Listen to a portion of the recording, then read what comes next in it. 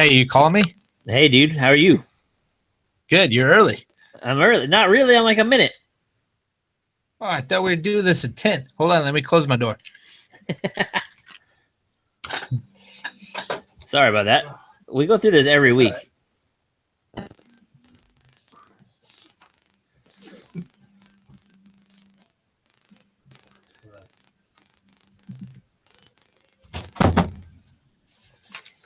That's good.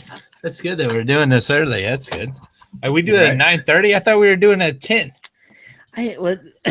Okay, so originally we were doing it at 9. Really? But then your 9 is my 8, so that seemed a little ridiculous. Yeah. So That's then we split the difference for a perfect. while. Perfect. And then there was one week where we had to do it at 10. Yeah, whatever, because I so- was meeting at 10, 9 to 10. We had to do it Yeah. at 10:30. Yeah, which is 9:30 my time. Yeah, that could be right. I don't know. Let's do know it at either. 9:30. Let's do 9:30. Perfect. All right, that's what it is now, right? Yes. All right, good. Except next week, we got to do it at 10:30 again.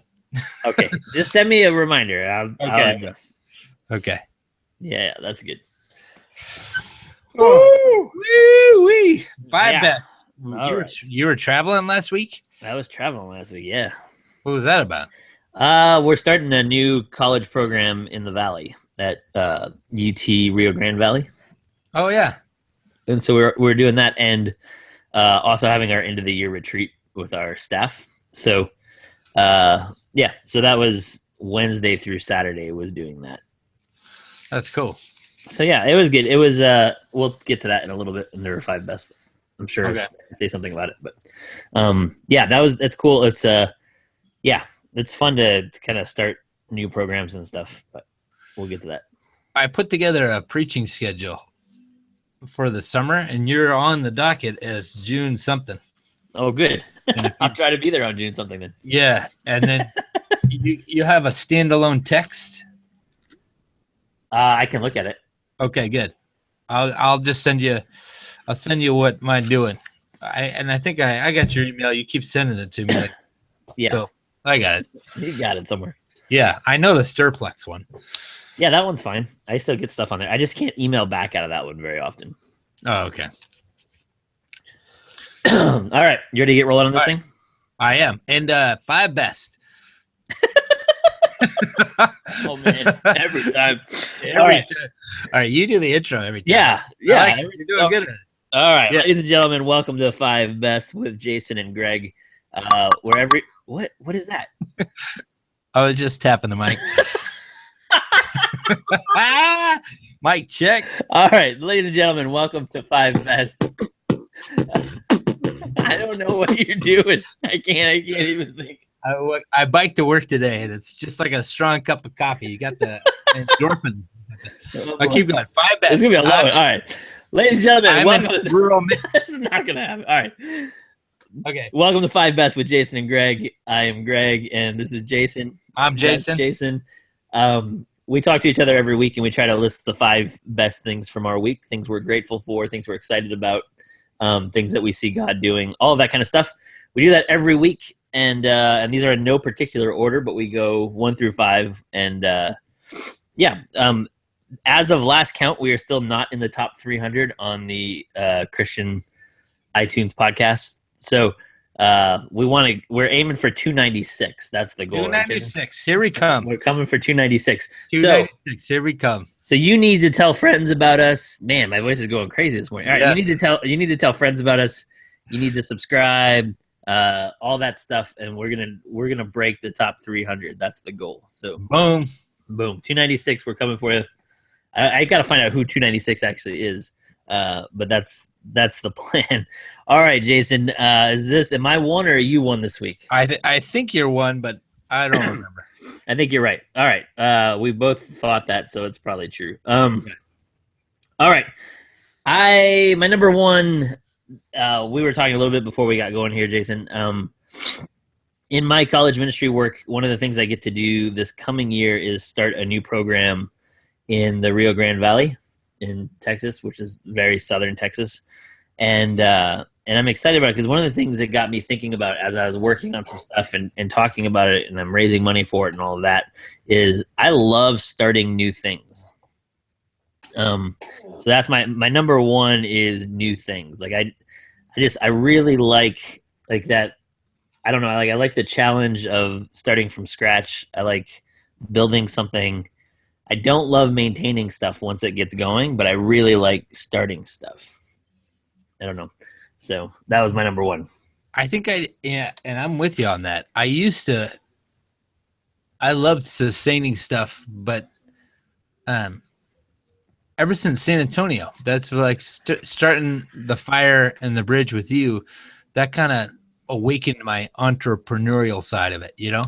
Yeah, that's a hard word to say, right? It is. I get that with that. I almost led with that, and then I was like, I don't feel confident enough in how to say entrepreneurial. But the clean slateness, you know, in the like freshly learning dependence, and like no idea is a bad idea until it doesn't work. Yeah, no, that's exactly right. Yeah, and in our case, usually it doesn't work for the second time. Yeah, I joke that we try everything twice because the first time might have just been some random thing we did wrong, but that's good. That's probably wise. But the second time, if it doesn't work, then we're pretty sure it's just not going to work. Yeah, that's I love that too. I'm coming up on tonight. I have a long range planning meeting, and nice. And that's awakening that side of it. Now I'm like, man, I've kind of forgotten about this corner of what I love about ministry so much. Just seeing people's gifts, you know, displayed for the first time. And actually, it's one of my favorite parts is just seeing the light shine on what God is already doing, you know, like, you're about to see what God's been doing at this campus in Rio Grande, Cal State. What is it? UT. It's University of Texas, Rio Grande Valley. All right. Which is like so the University of Texas used to have 3 or 4 universities spread out throughout the valley. And what they've done is made them all one university. And so they're one university now, and they have a medical school coming in and a bunch of other things. It's a really cool thing. Now, is that west of you? Where's the Rio Grande? That's south? Yeah, it's south and a little bit west. Yeah. Yeah. Because you're already firing on all cylinders, San Marcos? Yeah, we're in San Marcos. We're doing all right there. We've got I think we have the right people there. It's just slowly catching. And then we're in San Antonio, all over the place. Yeah. And then now going to Rio Grande Valley. So if you're listening to this and you want to send money to that project, or better still, if you know some people in those areas that could use college ministry in their life, then contact me through vitalum.org. Nice. So that's cool. But there's a ton of energy with that, and I get excited about it, and it's nerve-wracking and stressful and all of that too, but I love the energy of starting new things, and seeing ideas start to happen. Well, I'm praying for that to take legs, and that's really cool. What's that campus like? Is it pretty? Like San Marcos is gorgeous. Yeah, Texas State is really pretty. This is not that. Have you seen that Matt Damon movie where he's stranded on a planet? That's what it looks like. You know what? I don't know. I think we went like 1 or 2 whole podcasts without you mentioning The Martian. I love that film. I finally saw your Whiplash. It's pretty good. What? I bought it from the library and I watched it. I really liked it. I can't even believe it. I don't know what to do now. It did have a lot of things that you said it had. We should probably have a conversation. That's a good conversation piece. Yeah, it's a really good conversation movie. Yeah. And yeah, just off the list, you know, I started, you remember a couple of weeks ago, I mentioned, I think I'm going to start recording since I have this digital recorder. I started recording my sermons, but then I also, I put it on the microphone and I recorded a version of Fernando Ortega's The Good Shepherd. Yeah. And it sounded horrible. My voice is like horrible, and like my guitar playing is like B minus C, and so I was teetering on whether I should keep doing it. Yeah. And then I watched that movie, and it made you give up completely. No, it actually it pushed me. It pushed me to think about giving up completely. Yeah. But then it kind of spurred Donald Miller's conversation of, what's their story? Like, I was like, I think even if it's not excellent and nobody listens to it, part of my story is like, I kind of want to be off in a corner recording stuff from nobody to listen to. And I don't know. It was a cool little conversation with God because of that movie. And because I've been, anyway, so I'm recording 07 this week. Yeah, you keep calling it 07. I meant to call you that before. I was like, that's not what you're saying. And then I looked at it, like, that is what you're saying. What the heck? Yeah, it's 7. It's 7. It's just 7. Yeah. Oh, and also, since we're winding up stuff, last 2 weeks ago when we met last, or when we podcasted last, I mentioned that there was this thing called Call Me Ishmael. And I did a little research so people don't have to go hunt it down. I found it in a journal, like a magazine called Poets and Writers, the January-February 2016, and it is Call Me Ishmael, no spaces, and the number you call that you just talk about your favorite novel and how it's impacted you is 774-325-0503.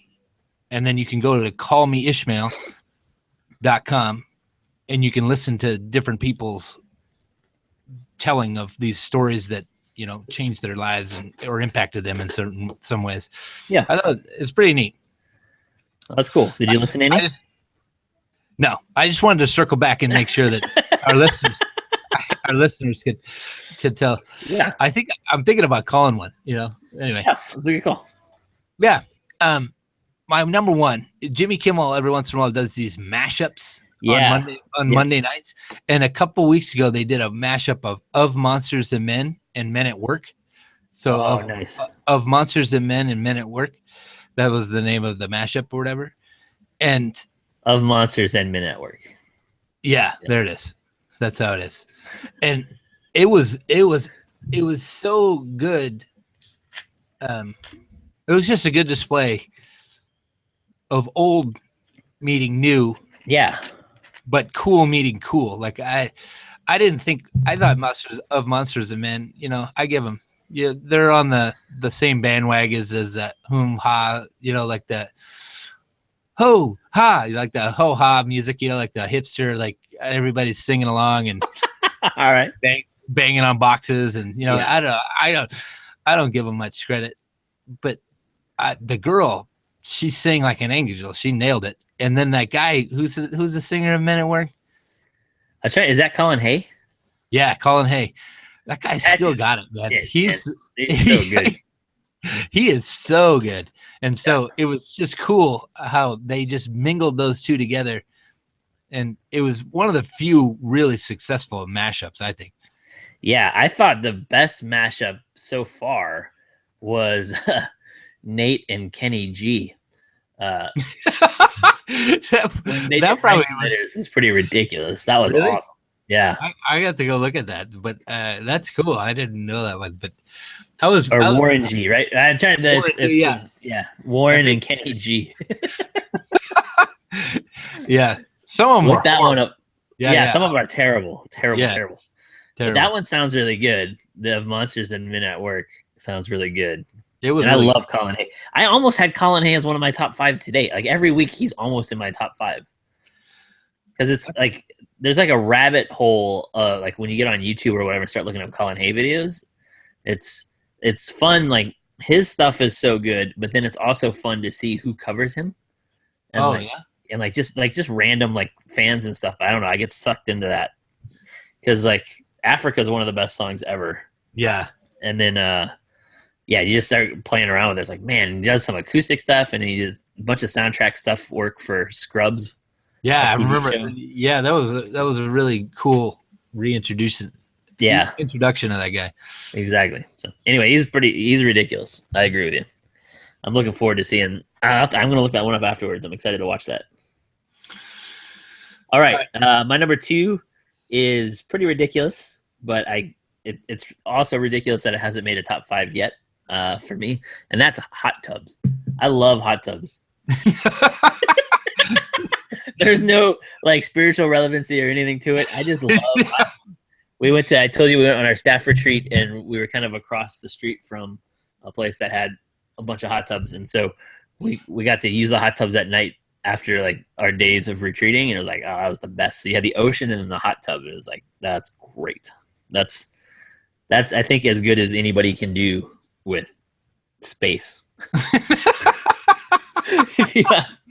If you have space, you should have an ocean and a hot tub. How am I supposed to respond to that? I don't know. I would have been lying if I hadn't put it in my top 5 though. So I felt like I had to do it because I was thinking about this though, because I do have like a long history of enjoying hot tubs. This isn't something new this week. And I was thinking about that. I have a ton of really good memories from being in hot tubs, like just random like conversations. That some of the best conversations in my life have happened in hot tubs. So come to think of it, same with me. It's weird, right? It has a weird impact. I don't know why that is, but yeah, that's interesting. But I do love hot tubs. All right, that was my number 2. That's crazy. We've had 2 weeks. That was my number 2. Your number 2 is a hot tub. That's crazy. Okay, I still like you, I guess. I mean, I guess. Yeah, I didn't give you a lot to work with on that one. I have a hard time because it's been 2 weeks, so I have so many that. Okay, yeah. I think I'm gonna cut a Lake Michigan. How about that? How about that? Since you did hot tub, no, I'm gonna. That's my number 2, Lake Michigan, and I think because a couple weeks ago it was the opening weekend for the shuttle that goes across it, like the 2-hour thing that goes from to Milwaukee, and I got it. It opened. Ticket for that. It opened up on Friday, and a couple weeks ago, and the Thursday night before 9:00 at night. They did just hey, ask any of your friends if they want a free ride because it's showing up on the news and we don't want it to look empty. So we got a free ride over there as a family. And as I'm just cruising across Lake Michigan, I think the word lake is the most, it's the most, remember we had the conversation about the Shins being horribly titled. Yeah, you remember that they were that covered. They're nothing like they sound, and I think they would be way better if they were named something else. And you said that, I think. Yeah, I agree with you. Lake Michigan or whatever. Yeah. Lake is too sissy. Like it's not. It should be called like the saltless Sea of Michigan, or. I like that one. I like that one. It's incredible. Like it's just on. I mean, it is one of the Great Lakes, Jason. So there is that. I know. But even that doesn't really do it justice, does it? It really doesn't, because growing up, spending a lot of time in California, and it's just so awe-inspiring. Like I love the thought of all the animals swimming around underneath, and just the life and the beauty that is kind of hidden by water. And it's similar, but it's just no salt. It was crazy because you're out in the middle of this lake, quote unquote, and they you know what I mean, and you can't see land, and it's just huge. Sorry about the phone. Let me get rid of that. Unbelievable, dude. No professionalism on this podcast at all. This is why we can't break into the top 300 right here, Jason. This is what that 296. Here we come, 296. All right, so that's it. Lake Michigan. I'm going to take the battery out of this stupid phone. And that was just, it beckons you to worship. Yeah. I love water. You know what? So one of the things we had a couple weeks ago in our lectionary readings was there's no sea in heaven, right? Like in that Revelation account, like it's one of the things that John points out, that there's no sea. And for a long time in my life, that really bothered me because I didn't really know what was going on there. But apparently, It has to do with the idea, like in the ancient world, that the sea was the bed of chaos. So like this dark and mysterious thing, and they rode on it and they caught fish in it and everything else, but it was disorder and chaotic in the abyss. And so in heaven, there's no more chaos or disorder, so there's no sea, which is kind of interesting. It's still a metaphor. Like I'm sure God will still have an ocean, but it won't be a place of terror or frightening or chaotic. That's cool. Yeah, random one. All right. All right, I did those two. Okay, so I got another goofy one. This one I think you'll have more fun with, though. So The Lonely Island, the old digital short guys from SNL. So like Andy Samberg and his buddies. They have a movie coming out in June. Yeah, called like Pop Star. Yeah, Never Stop, Never Stopping is the tagline, which is fantastic. It makes me so happy. But yeah. So that tennis one was so good. Yeah, it's going to be really good. I'm genuinely excited about it. But one of the things I'm most excited about is there's a combination of factors here. But I follow it on Twitter a little bit, and then they released their first song from the new movie yesterday, and then he went on The Voice last night and performed it with Adam Levine. And it's really like it's a funny song like on its own, like it's mildly funny. It's called "I'm So Humble," which is fantastic, and it's everything you think that song would be when you hear the title of it. So it works really well. But one of the things I've been blown away at, like hanging out with young people and working in college stuff, is I never feel older than when they try to play music to get me to like it. Because they just keep playing stuff I don't like at all, and like I told them that I was like I on our trip, like we have to this retreat we went on, we had like a 4-hour bus trip, and it was like they just kept trying new stuff, and it was like, you guys are not even close, like you're not even near anything I like the sound of. But one of the things I realized is there's this form or this like type in hip hop genre, and then in some like just popular whatever, and it's this idea that you get success and fame, but you don't change who you are.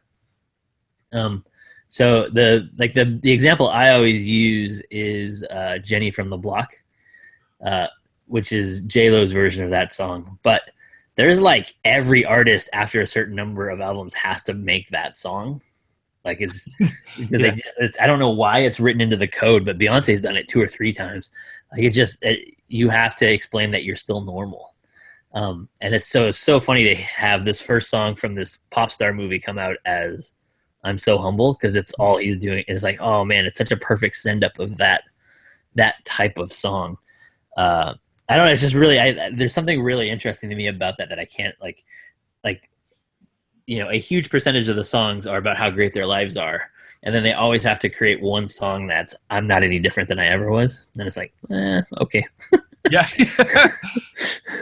But it happens a ton. So, but the other thing is, so The Voice did this like behind the scenes segment on the character Connor for real, who is the pop star. Yeah. And it was really, really funny because it's just like, he knows all these guys, right? Like they've hung out with all these pop stars, and they have a bunch of pop stars in the movie. And so it's just really interesting to see the kind of the subtle way they're unpacking and deconstructing popularity. It's really interesting. So anyway, I'm really looking forward to that. That was one of my 5 best, just because that whole sequence of videos and stuff was really funny to me last night. So it's a funny song. If you haven't heard it yet, you can listen to it. It's really funny. I wonder where that desire comes from. I don't. It's something about being genuine, right? Yeah. Or like I don't like. There's got to be a disconnect between like when you get as famous as these guys are famous, but you know where you're from still, right? And so it's got to be people in their lives telling them you're different, you've changed, all this kind of stuff, and then it's no, I haven't, right? Like I'm still the same person I was when I was riding the train to work or whatever. It's like, yeah, but it's not. You're not really. Yeah. But there's a weird desire that's. It's a. I mean, in some ways, so this is another one. Like in some ways, "Thank God I'm a Country Boy" is sort of that song too, right? I was thinking about that. Listen, John Denver's essentially naming. It doesn't matter how famous I get, I know where I'm from, and so it does. It's not just a hip hop category or genre, but it is definitely a specific type of song. And I sort of feel like you could put together a really great playlist of just those kinds of songs. Yeah, because Sweet Home Alabama. And then what's that Seeger one? The Seeger one. And then Billy Joel. The Seeger one's "Here I Am on the Road." Turn the page. Yeah, Turn the Page. That's a great Bob Seger song. That one's really good. But I think I think that's the similar vein. I think you're right. Maybe it's maybe you stumbled onto something deep. Like those are the ones that resonate with all of us. I think we all go through times when we're like we fear we're disingenuine. Yeah. And so there's almost it's almost a question mark at the end of it. Yeah. Am I still the person that I was? And they're trying to convince themselves. Anyway, yeah, that's cool. That's a really good one. Yeah. So anyway, but that song is really funny, and you'll laugh a lot when you listen to it. All right, that's good stuff. So my favorite line from the song, though, while we're talking about it, is, "I am the humblest. I'm in first place on the humble list." It's pretty good. It's a pretty good turn of phrase. Yeah. And then the follow-up line is, my apple cobbler is the crumblest," or something like that. You're gonna like this one a lot. I know. It's not even. It's funny because it reminds me of LL Cool J's. When his first album I think was bad. Actually, his first one was Radio, and then his second one was I'm Bad, and it came out like right before Michael Jackson's Bad, so nobody even ever heard about it. But one of the lines in that song is, "Forget Oreos, eat Cool J cookies. I'm bad." And it kind of reminds me of it. I don't know. Oh, that's funny. Yeah, but and I think what you're naming is one of the funniest things, because it's probably one of the most upsetting things is disingenuous people. Yeah. And when we're disingenuous to ourselves too. Anyway, let's end that one because this will be a 2-hour podcast. But my number 3. Yeah. Wait, hold on. Is that right? Yeah. All right, so. Go ahead. Sorry, I got out of order on my number. Go ahead. You did too. 3. Yeah, but I went first. Yeah. I just did 3. That was my third one. Now this is your third one. Okay. Yeah. Are we right? Yeah. You're on it. Number 3. We're on it. Number 3. My buddy Rocky Suppinger, he's a Presbyterian pastor down in Chicago. He put this link on his Facebook page called BabylonBee.com. BABYLONBEE.com. And it was like I think it's it's just a website, I guess. But it was an article called "Horrifying Creature Born of Melted Secular CDs." Yes, I saw that one. Rises from Camp Bonfire. I read that. I think it was last week, and I was crying laughing because my favorite part of the article was they're mock interviewing somebody, and he said, "Thankfully, we knew what to do because we heard it had happened at a camp right down the road."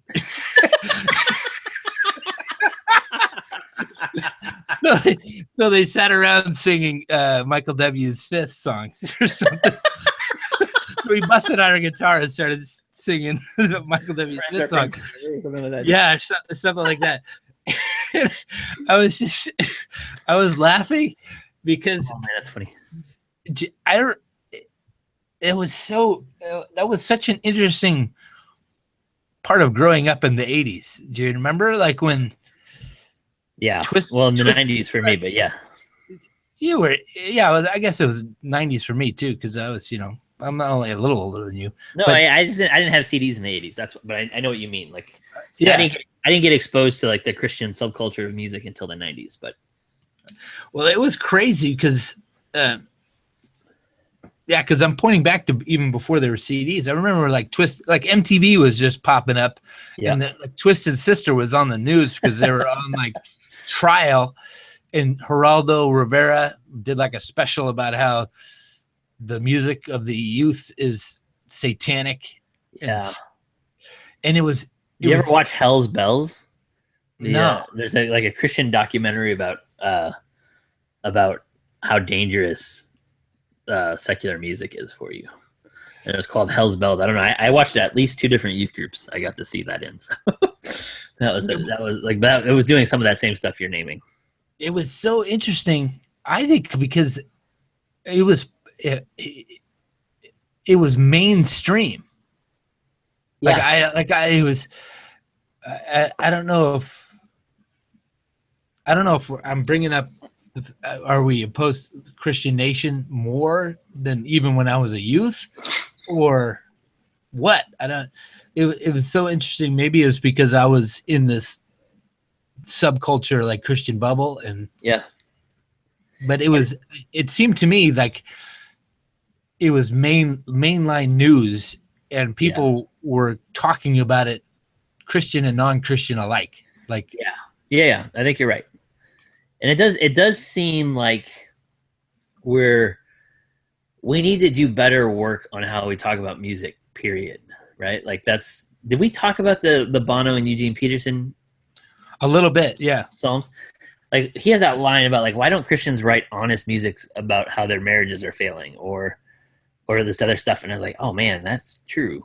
Like we don't do that. But so I don't know, like you and I have talked about this a bunch over our lives together because we both, well, you really love music and I like harassing you. So, but there is like, we have to, I'm convinced we have to figure out a better way to label these things. Because we're just not doing a good job of it when it comes down to it. Like secular and Christian doesn't get the job done by any means. As much of Christian music is secular in any real way you would define secular. And then it's just like that it mentions God doesn't make it Christian, or that it mentions Jesus even doesn't make it. But what do we mean by that? And like, did you ever hear Pedro the Lion talk about this? Whatever that guy's name is, I always forget his name. But David Bazan, no. Yeah. I've heard he's like written off his first 2 albums, which I think are his 2 best. But I think he for sure. Well, he still plays them once in a while, I think. But but he had I heard him once a long time ago talk about like the distinction isn't between Christian and secular music. It's between like ordinary and sacred songs, or something like that. And it was like, oh, that's a better move. Like as a category, that makes a little more sense. So in his like what he was defining is something like hymns or praise songs or whatever that are sacred. Like we do them together in a corporate space, and it allows us to worship God together. And then there's ordinary music that's just good or bad. Like it's not Christian or secular. It's just, is this a good song or a bad song? And then you make that call from there. But those aren't sacred songs. I think that's an interesting. I don't know how we would ever actually categorize any of that stuff, but I've always found that marker a little bit more helpful. Yeah, that does that, because a whole new vocabulary is required. Right. Because that website just shows the flaws of that. That was the conversation Christian music industry willingly entered. And spawned, really. Yeah, and it was such a checkmate move to lose, they were just, it's just, and they have lost it. Like, cause there's like I mentioned this bus ride. Like I know really good Christian young adults and college students, and they listen to the worst stuff imaginable. Like I can't get my head around, like, this is the other side of that argument, right? That there are things that we're singing or learning that have zero redemptive value and are in no way about God's kingdom. It's Yeah. just, and it's like, but they know every line to every one of those songs. And it's just like, I don't know how to break into that without the old binary of like, well, one of these is bad because it's not Christian and one of them is good because it is Christian. It's like, well, that's not true. Right. Yeah. But I can say that's not true. And I should also be able to say, you don't need to listen to every Nicki Minaj album ever. Like, or, whatever it is, right? Like there's just the most offensive stuff. And I can't figure out, there's got to be some way to reel that back in our conscience that isn't all secular music is terrible or of Satan. Like I don't think that's true either, right? So I don't know. It's a mess. Yeah. But it's a good one. I like what you're doing with that one. All right. Okay. Let's see. So I've got 2 left, right? So my number 4 is last week was finals week for all of our college students. So they all go home last week and this week, and they're done. So the highlight for me, or one of the 5 best, is I love the rhythm of the school calendar and the academic calendar. Like I like that it starts in August, it finishes in May or September and June, whatever. But I really love that there's moments of like legitimately completing something. Like it's one of the hard parts of being an adult is when you don't have these like markers every year that let you know you're finished. You're never really finished. You just keep doing more work. So even in our jobs when we preach all the time, like we preach because it's Sunday and that's what we're supposed to do on Sunday mornings, and we do that over and over and over and over again. But there's never a time where we stop doing that. Yeah. But in school, when you're writing papers or reading books or whatever, like I love this is everything that's required of me, and I'm finished with all of it. Now I can take a deep breath. Now I can read for fun, or I can watch a movie, or you know what I mean. Like I love the heightened stakes of that, like the stress that creates. I like that kind of stress, and then I love the release of finals are done. I'm out for the summer. I don't know the overall rhythm. I really really like. Did you ever read Brueggemann's Sabbath as Resistance? Mm-mm.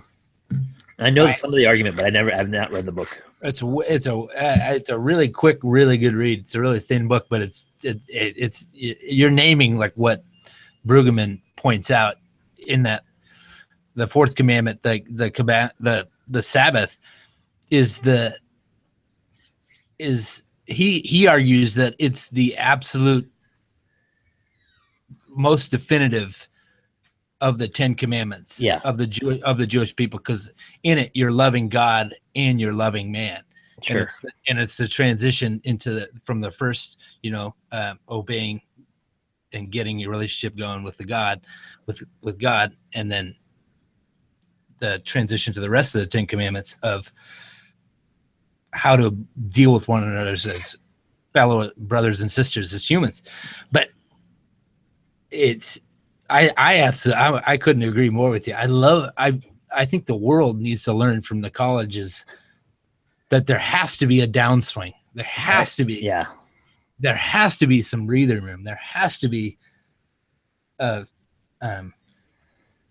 like an inhale, like it just feels like we're exhaling, and there's no real slowing and stopping. And I couldn't, and I loved, because that finals week, that's your key ministry time. You know what I mean? Like, because it's so relational. It's so like they have the most intense like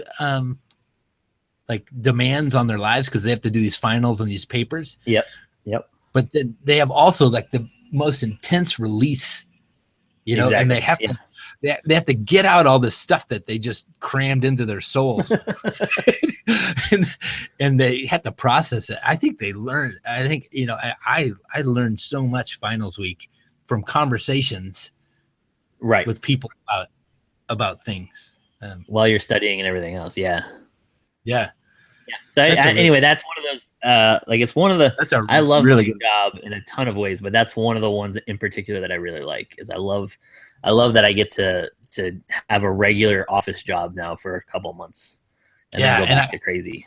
But But it's nice to be able to make that transition. So I just like to shout out and give a prayer to all the youth, the youth pastors that are in our lives. Agreed. Because that's just the opposite. They're running the mile at a pretty 4-minute pace, and then the summer hits and they're kicked into 800, and they need to do it in less than 2. And oh man. All right, dude, that's a really good one. That's a really good one. I'm really fired up about this summer because you hit me right at the time when my wife and I are sitting around and we're planning on. We're just planning out when are we going to take off? When are we going to just invest in the family and just sit at the feet of God together? So, and where is that going to happen? It's going to be fun. So my number 4. Yes. Man, this is it's a toss up, man. This is difficult. Okay. Lord, I pray for my soldier. Okay. I'm going to cut these.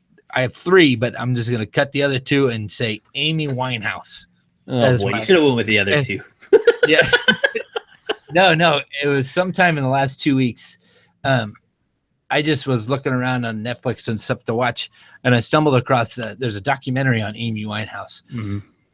And she kicked this whole rockabilly, it's so weird that everything happens in England. It doesn't make any sense, right?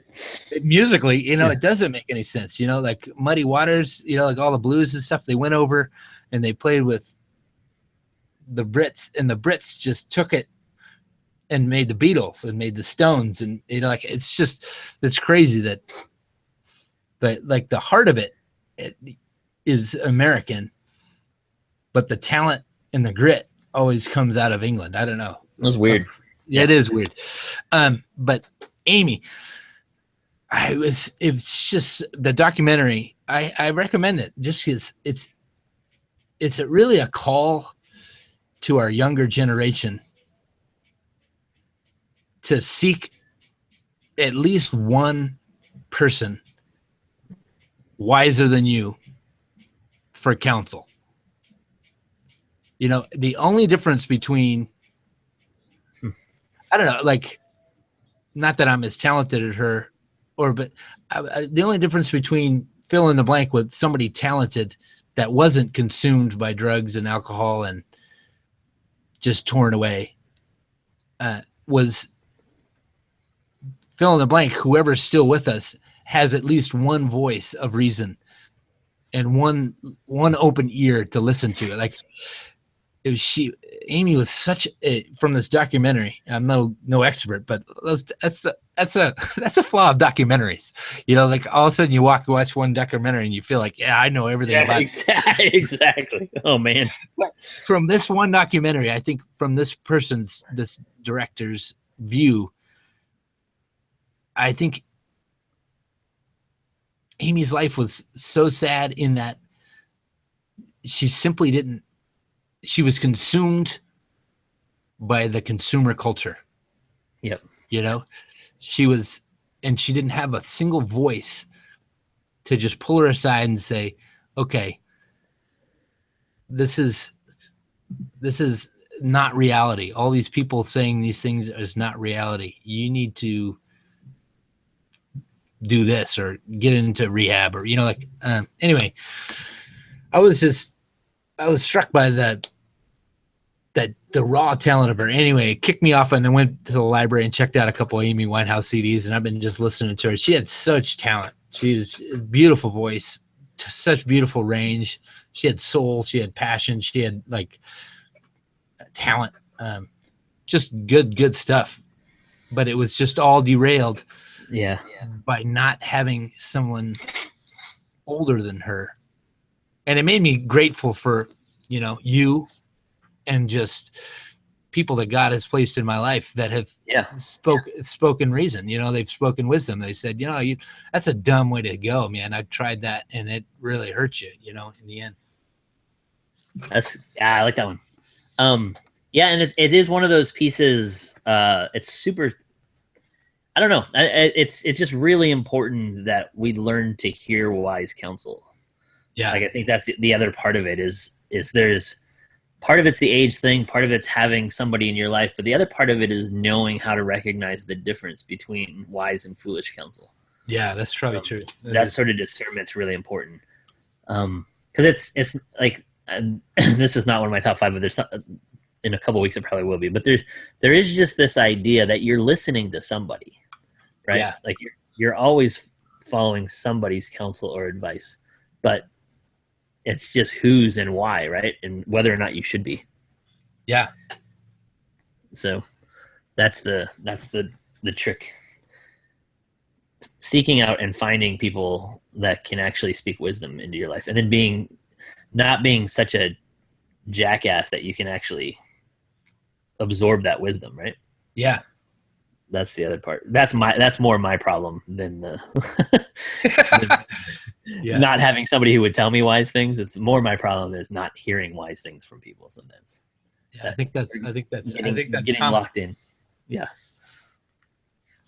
It's Amy Winehouse is a great transition because my number 5, 2 weeks ago, we didn't record last week because I was traveling, but 2 weekends ago I led a recovery retreat for recovering alcoholics and people who are like Al-Anon and things like that. So that was just a ridiculously amazing retreat in a bunch of ways, but it's just really cool to see what God's doing in those folks' lives, because it's fun to be in a room where you talk about resurrection and everybody in the room knows what you're talking about. Yeah. Like, because they've seen it, right? Like they've lived it and they've seen it. And when Paul says things like we were dead in our trespasses and sins, they don't think that's a metaphor. Like they know that they were dead, like that they've been brought back to life in Jesus, which is really cool. And one of the lines that they say, and they have all these sort of great lines that they use for all kinds of different things. But one of the ones that I heard one of the guys say once, and it just rattled with me because of our top 5 thing, is gratitude is recovery. And it's like, oh man, that is truth. That's a fantastic three word. There's so much to unpack in that, but it was such a cool, he just kind of said it casually, like they all say that once in a while. And it was just like, man, that is true. Like, it's like having gratitude or being thankful is absolutely a recovery from so much of our culture's narcissism, so much of my own sort of narcissism and pride. Yeah. Just learning to be grateful is a huge recovery tool in your life. I love those one-liners that they have. Like it works if you work it, you know? Yeah. That's a great one. Gratitude is recovery, because when you start basking in gratitude, it's like a healing balm. You know, it puts you back together. You know, I think of that exactly.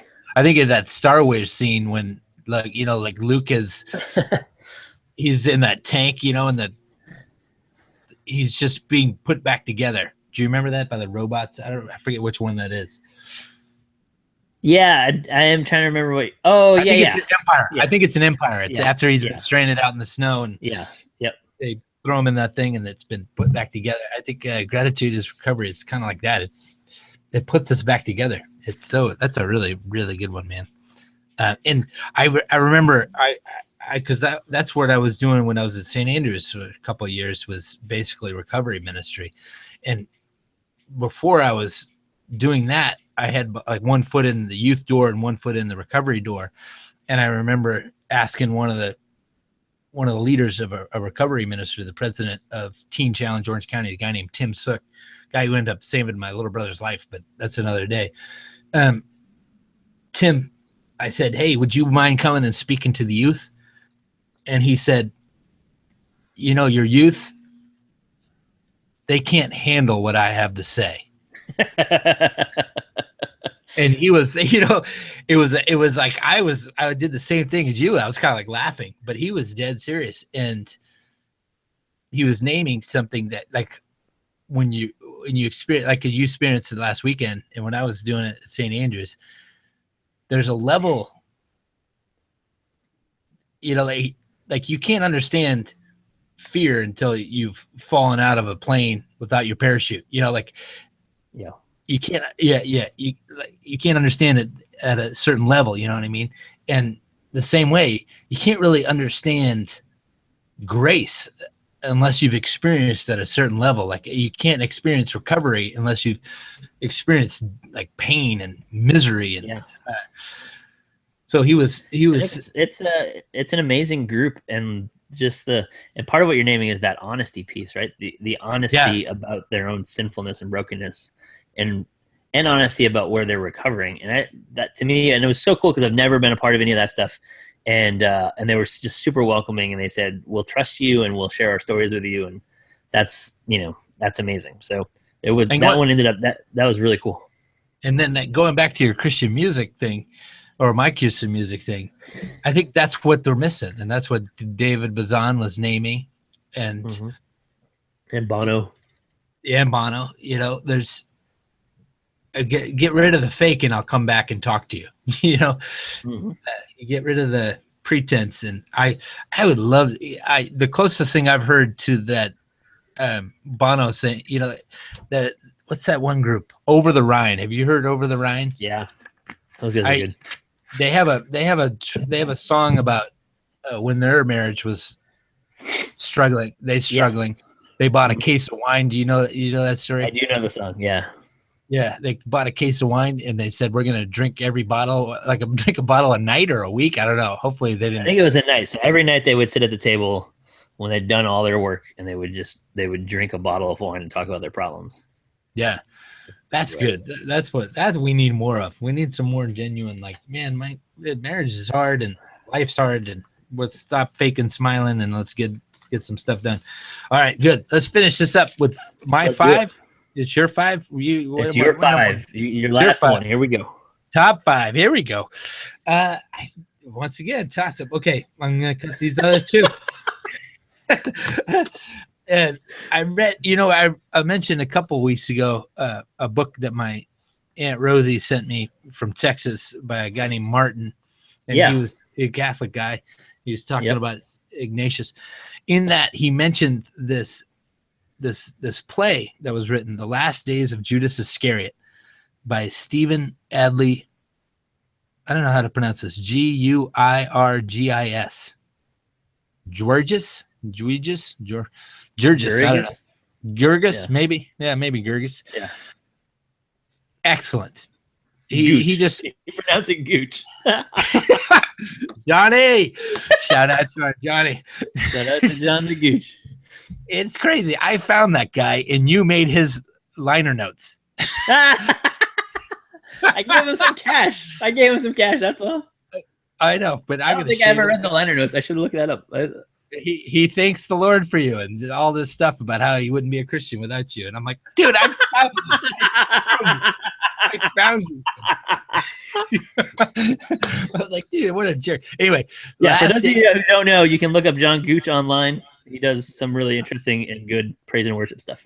Okay, sorry. I get awesome heart. I love that. And guy. Some of the best liner notes ever. So yeah, yeah. Anyway, The Last Days of Judas Iscariot. Excellent. It's a play. It's first. I don't think I've read any plays. I mean Shakespeare. That kind of counts, but I've never read that all the way through. And not been totally lost. You read Shakespeare stuff in high school or anything? No, they made you, but I just got lost. I got lost in the language. I don't know. My wife English major. She probably want to punch me right now, but probably not just now either, but yeah. But anywho, it's this cool little play, and I love for some reason I just love the concept. I love thinking about what causes the enemy, or what causes the evil person to make the evil choices. What's the difference between me falling and the difference between that and Judas betraying the Son of God? It's the same line of, I love, there's a bunch of comic books written about villains. I love, one of them is called Luthor. It's about Lex Luthor, and one of them is called the Joker, and it's about the Joker. I love that Mark Millar's the the American Gospel, Chosen, you know, like that graphic novel. Yeah. It's about, you know, there's something I love not getting far, well, chaining myself to the truth that Judas had red blood like me running through his veins. And at one point, he was deeply in love with Jesus. Yeah. And, you know, I is comic books, songs. I love when people deal with that truth, that aspect. And this play does a really good job of it. It has some foul language, it has some cursing, but it has some really cool, because all these, it's a courtroom scene, and Okay. there's lawyers trying to prosecute, and there's lawyers trying to acquit Judas Iscariot, and they're calling up different defendants. And one of my favorites in the play is Mother Teresa. They call up Mother Teresa, and there's just a really good dialogue between the prosecutor and Mother Teresa. It's cool. It was a really good play. Highly recommend it. Say the name of it one more time. It's called The Last Days of Judas Iscariot by Stephen Adly Guirgis. Yeah, that's one. The Last Days of Judas Iscariot. All right. And it was directed by who's that guy? Philip Seymour Hoffman. What? Yeah, it was directed, and there's Sam Rockwell was in it, like this play. Oh wow. And all these, and that, because I found this out reading the credits, that the Martin guy, the guy who wrote the other book, was this guy's kind of Catholic resource, you know. It helped him write it, and so it's theologically it's pretty down. It's on the level with The Shack. Yeah. Nice. Yeah. Sorry to throw him under the bus like that. It's not every time anything like The Shack, but anyway. I guess that's it. I don't know how you respond to it. I think that's it, man. Do you read a lot of plays? What was that? Do you read a lot of plays? I have read a lot of plays. I don't usually read plays now. Yeah. But I do. I kind of like it because there's no extra stuff in a play really in the script. Yeah. And I like there's no like the sun was super hot that day and the hills were fully green. Yeah. I like dialogue that has the action has to be moved along by the dialogue. I like that. Like I do too. And I love the stage directions, you know, like. Did I lose you? I think I might have lost you. That's weird. Well, good. Love you, buddy. I know you can't hear me. I can't hear you. Yeah. Can I hear you? Yeah, I can hear you now. My network is slowly fading out, it says, or it's in and out. Let's wrap it up here. That we both got through our top 5. I'll email you Always good to talk to you, Jason. I love you, brother. I'll talk to you later. Yeah, and maybe we'll do a special Whiplash 5. Okay, let's do that. Five best lines of Whiplash. 5 best lines of Whiplash next week. Just 5 best scenes. We'll take our 5 best. Okay. Perfect. Bye. All right, man. We'll talk to you later. Peace.